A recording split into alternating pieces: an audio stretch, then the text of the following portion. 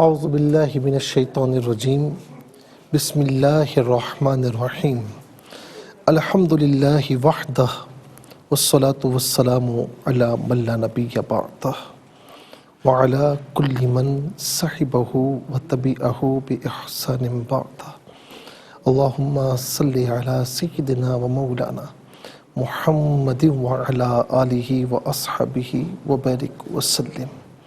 محترم ناظرین و سامعین، ڈیئر ویورز اینڈ لسنرز، السلام علیکم ورحمۃ اللہ وبرکاتہ۔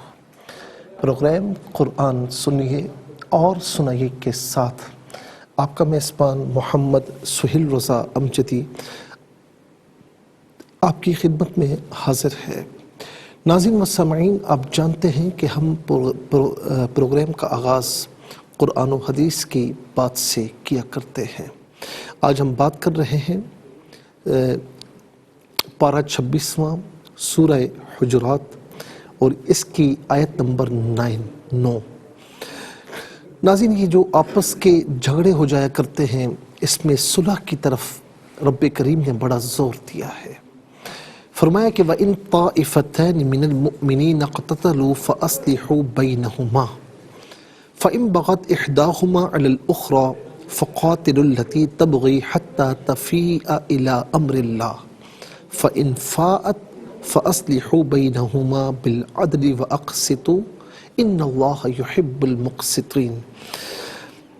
اور اگر مسلمانوں کے دو گروہ آپس میں لڑ جائیں تو تم ان میں صلح کرواؤ، پھر اگر ایک دوسرے پر زیادتی کرے تو اس زیادتی والے سے لڑو یہاں تک کہ وہ اللہ کے حکم کی طرف پلٹ آئے۔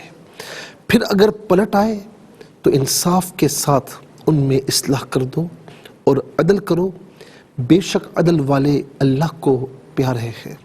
اللہ تعالیٰ عدل کرنے والوں کو پسند فرماتا ہے۔ شان نزول یہ ہے کہ نبی کریم صلی اللہ تعالی علیہ وسلم کے دور مبارکہ میں آقا علیہ السلام دراز گوش پر تشریف فرما لیے جا رہے تھے۔ انصار کی مجلس پر گزر ہوا تو وہاں تھوڑی دیر آپ نے توقف فرمایا، یعنی ٹھہرے۔ اس جگہ دراز گوش نے پیشاب کیا تو عبداللہ بن ابی نے ناک بند کر لی۔ حضرت عبداللہ بن رواحہ رضی اللہ تعالی عنہ نے فرمایا کہ حضور نبی کریم علیہ السلام کے دراز گوش کا پیشاب تیرے مشک سے بہتر خوشبو رکھتا ہے، تمام خوشبوؤں سے زیادہ بہتر خوشبو رکھتا ہے۔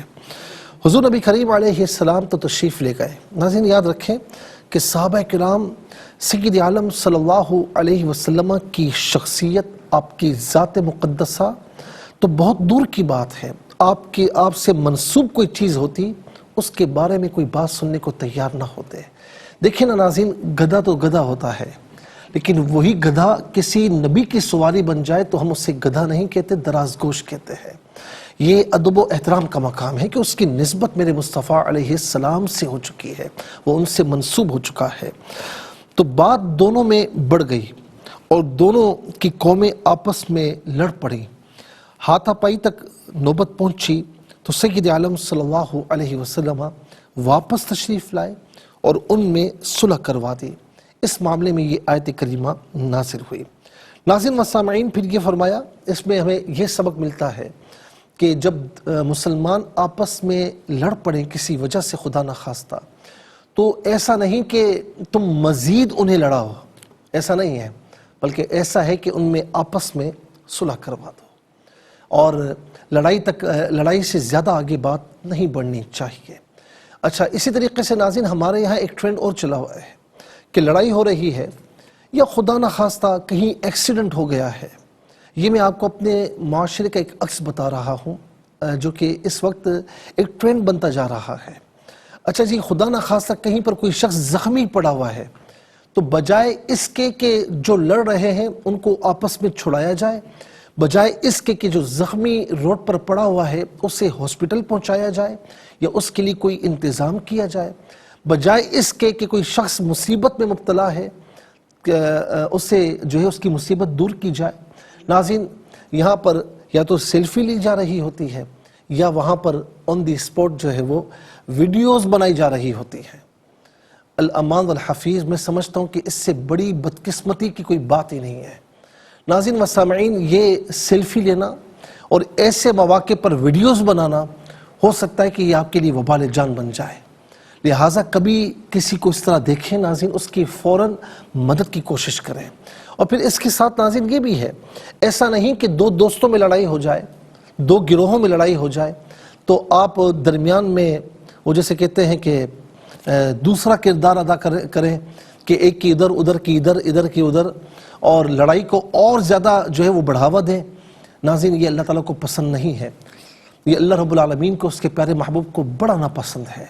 اور بات کیا ہونی چاہیے ناظرین و سامعین، اگر دو گروہوں میں آپس میں کوئی نا اتفاقی بھی ہو گئی ہے اور کوئی انہوں نے زبان سے الفاظ نکال بھی دیے ہیں، تو آپ پہلے گروہ کے پاس جاتے ہیں کہ انہوں نے آپ کو سلام بھیجا یا سلام نہیں بھیجا، تو یار وہ تو آپ کے متعلق بڑی اچھی باتیں کر رہے تھے۔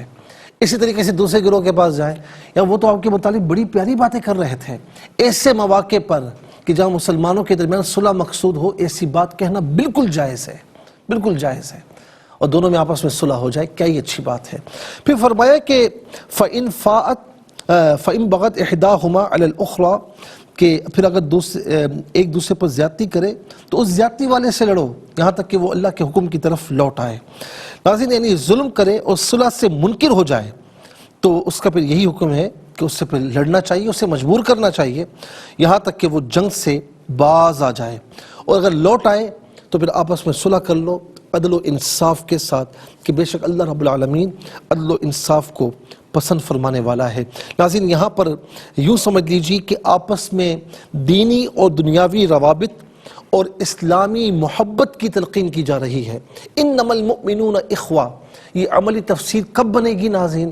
کہ جب ہم صلح کی طرف آئیں گے، جب ہم صلح کی طرف آئیں گے۔ اور صلح یہ نہیں ہے کہ طاقت نہیں یا وقت نہیں ہے یا اس سے لڑ نہیں سکتے تو کہتے ہیں کہ ہاں میں نے معاف کیا، یہ صلح نہیں ہے۔